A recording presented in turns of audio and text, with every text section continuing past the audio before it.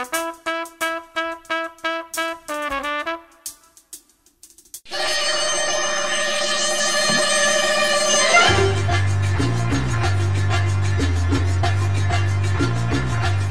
sila mga paparazzi o mga turistang kumukuha ng souvenir photos.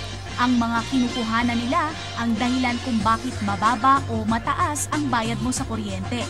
Mas accurate kasi itong ginagamit naming camera eh. Kung ikukumpara natin doon sa binocular, na maaari naming mag-ebidensya rin namin o dokumento namin para oras na mag-complain na customer. Ngayon pakikita kami na na yun ang reading namin, ang actual reading date. Tuwing nasa hot seat ang Meralco o balak magtaas ng singil sa kuryente, ang mga meter reader ang laging napagdidiskitahan. Ang mga kontratistang ito ng Meralco ang literal na punching bag at absorber ng inis at mura ng mga nagngingit-ngit na customer ng Meralco, pati mga aso nila. Morning pa, reading lang po. Abot po ako. Digital camera na ang gamit ng mga meter reader dahil madalas silang ikumpara sa manghuhula na alatsamba ang reading, lalo na sa mga metrong nasa poste na 2 yauming ang taas.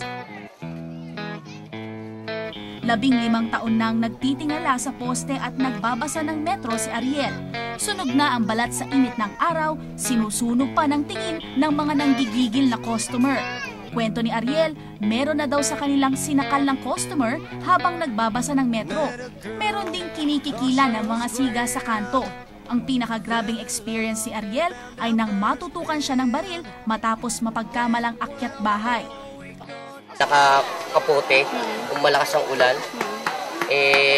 Kesyo pamilyar na ako doon ng katiwala na lupa. Pagpasok ko, yung may-ari ng bahay, yung may-ari pala ng lupa ang naroon, hindi ako nakilala. Pero napakalma ko naman siya nung makita yung pagubad ko ng kapote na uniforme. Naintriga ako kung gaano kagaling magbasa ng metro ang mga ito.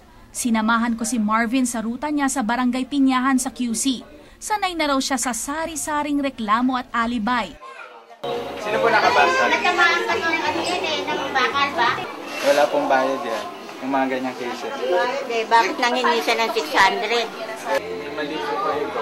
Kasi po walang collector ang Meralco sa PhilHealth. Ikaw rin kasi ang talo pag pinatulan mo eh.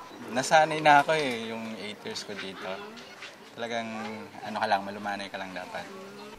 695 accounts o kontador ang hawak ni Marvin sa Barangay Pinyahan.